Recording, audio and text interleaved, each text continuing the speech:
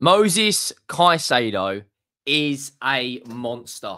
For me, my man of the match. He was absolutely everywhere.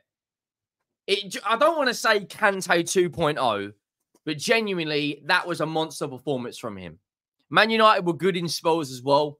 But for me, if I'm being brutally honest, I thought Chelsea deserved to win the game looking at that in a 90 minutes. Really, really boring first half, not going to lie. Wasn't a huge amount. There was a couple of chances here or there, but nothing spectacular. Make sure you go down and drop a like if you haven't already. The road to 30,000 subscribers is well and truly on. Make sure you go and check out the Tottenham match reaction from earlier. We're 560 away from 30,000 subscribers. When I looked at this game, I predicted a Man United win on the football terrace because I thought the new manager bounce can be very, very, very unpredictable. And if Chelsea would have won today, they'd have been on 20 points, only 5 points off top of the league, Liverpool. They're currently above Arsenal. They're above Villa. They're above Spurs. They're 1 point below Forest. I think Chelsea, I think people need to be, like, I predicted they would comfortably finish fourth. I think they're the fourth best team in the country. And this performance, I was like, right, Man United, new manager bounce. I predicted them to win. But I thought if Chelsea want to, really try and make a statement winning away at a Big Six club, they needed to win that game. And looking at it, the first half, Chelsea went with the lineup, which I thought they would. The only question mark I could have was Cucurella, in my opinion, is he puts a better ball into the box than Gusto. No issues with the front four. I think it picks itself. Not the busiest of games from Palmer. Neto was good when he come on. Madueke, a little bit disappointing for me. Couldn't really get in the game. Same as Jackson. He did lay off a lovely little nudge towards Enzo Fernandez, but he put it over the bar. Caicedo and Lavia, for me, I don't know if there are many better double pivots in the Premier League right now. Of course, Liverpool with McAllister and Gravenberch, superb. But Caicedo, mate, he was absolutely everywhere in this game. Last minute blocks when the ball go, a low crossing from Garnacho at the end. We'll get onto his goal in a minute. But the amount of how much space he covers, his reading of the game, his passing's pretty good as well. He played a lovely ball out wide to Mudryk or Neto. I can't remember which one it was. I think the back four of Chelsea are actually, if Fofana wins that header, then Bruno Fernandes never, ever, ever gets anywhere near that, and it's not a penalty. But he did bring him down, and on the balance, it is a penalty. Looking at Man United's team, under Rude, the back four again, pretty easy to pick. Dalot, De Ligt, Martinez, Mazzauri. I didn't think it was the best game by Casemiro or Ugarte. Garnacho as well. Got to start taking his chances. Had a chance at West Ham tonight. I think was it Bruno laid it back and he kind of just lofted it into the keeper's hands. No real conviction behind it. And Rasmus Højlund as well wins the penalty. Fair play to him. And Bruno steps up. Joshua Zirkzee, I don't know if he's got the pace to lead the line as a striker for Man United in the Premier League. But we'll have to wait and see what happens with that. But, the first half was pretty dull, pretty dire. Not a huge amount went on in the first half. If we're being brutally honest, the second half was far superior, a lot more entertaining from a neutral. The visitors Chelsea should have went ahead. The visitors, I think it was Madueke, had a chance from about 3 yards out, headed it straight at the post. On another day, that's in the back of the net. And I think at the end of the first half, I think it was Bruno played a ball in and Rashford kind of like side foots it at the crossbar. For me, if he laces that low and hard, it's in the back of the net. The keeper doesn't have enough time to react. But he kind of side footed it off the crossbar. But other than that, I don't think there was a huge amount in that first half. To be brutally honest, I thought it was a little bit dull, a little bit of a, you needed to raise the notches. In terms of the second half, Enzo Maresca subbed off Gusto for Cucurella. I thought Cucurella, I think he's better at overlapping. I think Gusto as a right back is really, really strong, but, the form Reece James is in. So they bring on Cucurella, they put Reece James at right back, and his delivery, really good at overlapping. Good technical player, Cucurella. And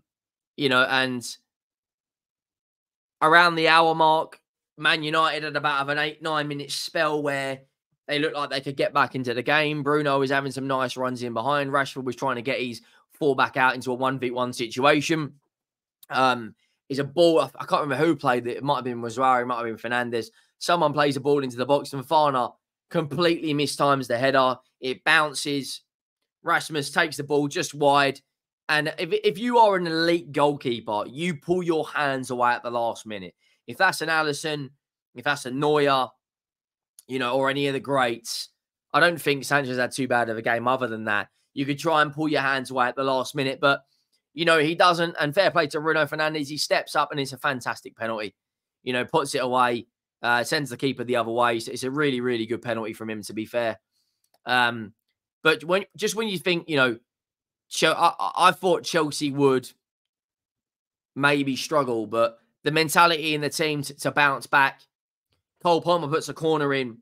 I think it was De Ligt that headed it away. It might have been Dalot.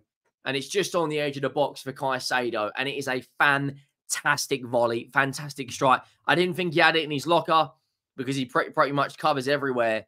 But the keeper's got no chance. Maybe he's a little bit unsighted because of Mudryk. But it's a fantastic finish. It really is. And Chelsea bounced back into the game. And as soon as they went 1-1, I thought, they're going to go on now. Man United looked nervy at the back.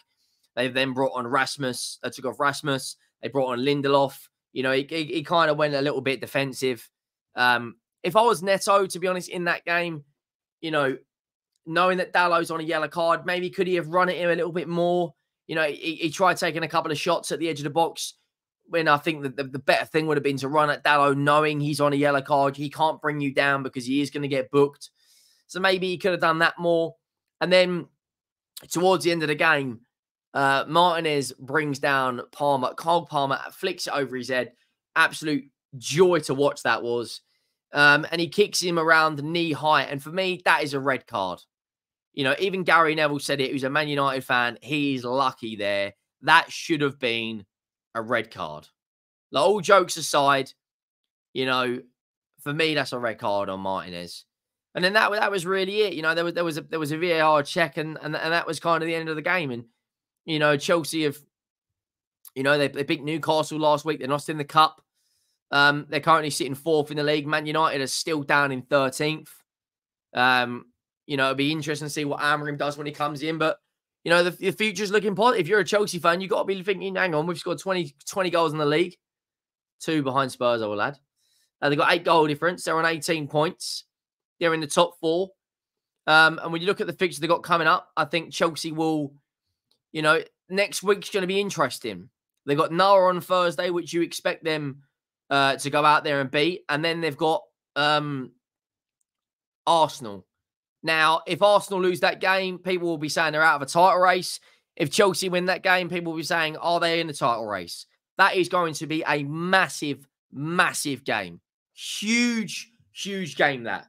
Really, really is. And on the balance right now, knowing the fact that Arsenal have got to play Inter Milan midweek, Chelsea will be licking their lips about that. Chelsea are at home on the Thursday. They will heavily rotate. You'll see Sancho come in. You'll see, you'll probably see Gusto start that game.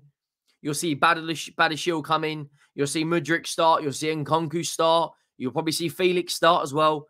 And you look at the Chelsea fixtures other than the Arsenal game, Noah, Hyder and him, Southampton, Leicester, Villa, Astana, Brentford, Shamrock Rovers, Everton, Fulham. It's a comfortable run of fixtures. The only one I don't think they'll win is maybe not Arsenal or maybe not Spurs, because we're a very, very funny club to play at the moment. Which, we lose games that we're not supposed to and then win games we aren't supposed to, if that makes sense. In terms of Man United, you know, they've got a comfortable run as well. They've got PAOK, Ipswich Town, Bodo Glimt, Leicester, Everton.